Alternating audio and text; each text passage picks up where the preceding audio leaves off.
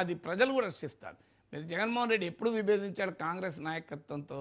కేంద్రంలో రాష్ట్రంలో కాంగ్రెస్ అధికారంలో ఉండగా విభేదించి బయటకు వచ్చారు. అందుకే జగన్మోహన్ రెడ్డి హీరో అయ్యాడు. వట్టికాలే మీరు గుర్తిస్తే జగన్మోహన్ రెడ్డి ప్రస్థానం మీరు కాంగ్రెస్లో ఒక ఆర్డినరీ ఎంపీ జగన్మోహన్ రెడ్డి, కేంద్రంలో అధికారంలో ఉంది యూపీఏ ప్రభుత్వం, రాష్ట్రంలో అధికారంలో ఉంది కాంగ్రెస్ ప్రభుత్వం, ప్రధాన ప్రతిపక్షమైన తెలుగుదేశం జగన్మోహన్ రెడ్డి పైన అటాక్లో సమర్థించింది కాంగ్రెస్ ప్రభుత్వాన్ని. అలాంటి సిచ్యువేషన్లో ఏకాకిగా బయటకు వచ్చాడు.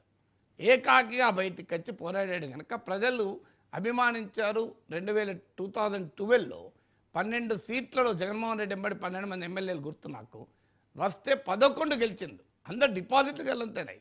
టీడీపీకి 5,000 ఓట్లు 6,000 ఓట్లు వచ్చే కొన్ని సీట్లలో, కాంగ్రెస్ డిపాజిట్లు గెలంతాయి. భారీ విజయాలు సాధించారు. ఎందుకు? అధికారంలో ఉన్న కాంగ్రెస్ పార్టీ పైన ఏకఛత్రాధిపత్యంగా పాలిస్తున్న సోనియా గాంధీ పైన తిరుగుబాటు చేశాడు. ప్రజలు యాక్సెప్ట్ చేశారు. అధికారంలో ఉన్నప్పుడు కనుక జగన్మోహన్ రెడ్డితో విజయసాయిరెడ్డి విభేదించి బయటకు వచ్చుంటే విజయసాయిరెడ్డి పొలిటికల్ స్టేచర్ చాలా పెరిగేది. కానీ అధికారం పోయినాక బయటకు వచ్చాడు కనుక సహజంగానే ప్రజలు చూసే విధానం మారిపోతుంది.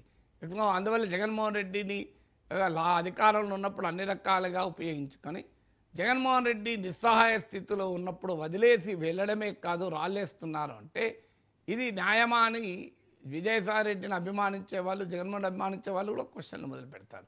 అయితే విజయసాయిరెడ్డికి కోపం రావడానికి జెన్యూన్ రీజన్స్లే ఉండవచ్చు. డెఫినెట్గా రాజకీయ నాయకులు వ్యవహరించే తీరు అల్టిమేట్గా ప్రతి వ్యక్తి మనిషే కదా. విజయసాయిరెడ్డికి కూడా రాగద్వేషాలు ఉంటాయి కదా.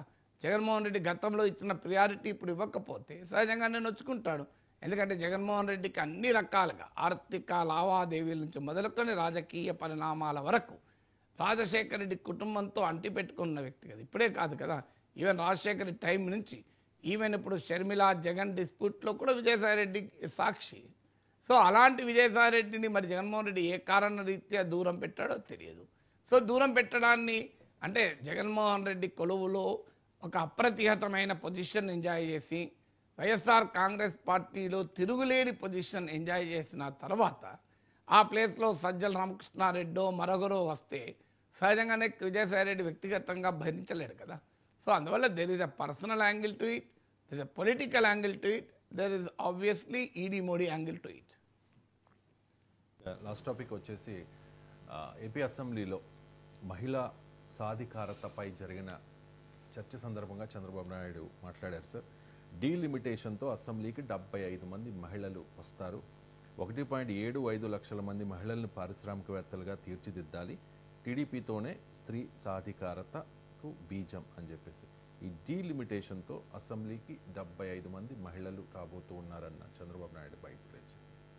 ఈ రోజు అధ్యక్ష 8% ప్రారంభమైనటువంటి రాజకీయ రిజర్వేషన్లు స్థానిక సంస్థల్లో నేను 95లో 33% చేశాను. ఇది ఈ రోజు 50% అయింది. దేశంలో మొన్నే బిల్లు పాస్ చేశారు, 33% రిజర్వేషన్లు. నెక్స్ట్ అసెంబ్లీకి వచ్చే లోపల డీలిమిటేషన్స్ అయిపోతే ఈ రిజర్వేషన్లు వస్తే 33% ఆడబిడ్డలు ఈ సభలో ఉంటారు. 75 మంది ఆ రిజర్వేషన్ ప్రకారం 1/3 ఉంటారు. మంత్రులు కూడా 1/3 ఉంటారు. ఇది శుభ పరిణామం అని చెప్పి కూడా నేను మీకు తెలియజేస్తున్నా. ఏదైతే నేను చెప్పానో రాజకీయంగా ఆర్థికంగా ఈ రెండు పైకి వస్తే సామాజికంగా ముందుకు పోయే పరిస్థితి వస్తుంది. అది జరుగుతుంది. దక్షిణాది రాష్ట్రాల పోస్ట్ చేసి చెప్పుడు మాటలు వింటూ ఉన్నారు అంటూ కూడా జగన్ కి క్లాస్ పీకే ప్రయత్నం చేశారు విజయసాయిరెడ్డి. ఒకసారి బయట జగన్మోహన్ రెడ్డి గారితో నేను మాట్లాడినప్పుడు నేను చాలా స్పష్టంగా చెప్పా, సార్ మీ మనసులో నాకు స్థానం లేదు, నా మనసు విరిగిపోయింది, మీ మనసులో స్థానం లేనప్పుడు ఈ పార్టీలో కొనసాగాల్సినటువంటి అవసరం నాకు లేదు, కాబట్టే నేను ఈ పార్టీ వదిలి వెళ్ళిపోతున్నాను. మీ చుట్టూ ఉండే వాళ్ళ చెప్పుడు మాటలు విని మీరు తప్పుదోవ పట్టొద్దు. మీకు ఎవరు నిజాలు చెప్తున్నారు, ఎవరు అబద్ధాలు చెప్తున్నారు అన్నటువంటిది మీరు పూర్తిగా అర్థం చేసుకోండి. అర్థం చేసుకొని మీరు నిర్ణయాలు తీసుకోండి. అప్పుడు మీరు ప్రజలకు ఉపయోగపడతారు. మీరు నాయకులు, అధినాయకులు, ముఖ్యమంత్రిగా 5 సంవత్సరాలు పనిచేసినటువంటి అనుభవం ఉంది. భవిష్యత్తులో కూడా మీరు ఇంకా ప్రజలకు సేవ చేయాలి.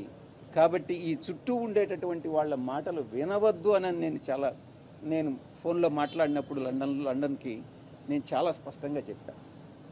నా మనసు విరిగిపోయింది కాబట్టే నేను పార్టీ నుంచి బయట వచ్చా. నేను ఇంకోటి జగన్మోహన్ రెడ్డికి విజయసాయి రెడ్డి మరోసారి చెప్తూ ఉన్నారు. అండ్ కొన్ని కామెంట్స్ కూడా చేశారు సార్. మనసు విరిగిపోయింది, దాంతోపాటు మీతో కొనసాగాల్సిన అవసరం లేదని జగన్తోనే చెప్పా, భార్యాభర్తలే విడిపోతూ ఉన్నారు, నేను వెళ్తే తప్పేంటి, విరిగిన మనసు మళ్ళీ అతకతు గర్భాపసి జరగదు అని చెప్పి ఈ కాకినాడ సీ పోర్టుకి సంబంధించిన కేసులో నిన్న సిఐడి ముందు హాజరైన సందర్భంగా చేసిన కామెంట్స్ సార్. అంటే మనసు విరిగిపోవడం కాదు, మనసు మారిపోయింది. విరిగిపోతే మరి ఇప్పుడు రాజకీయాలకే దూరం అయ్యానని చెప్పి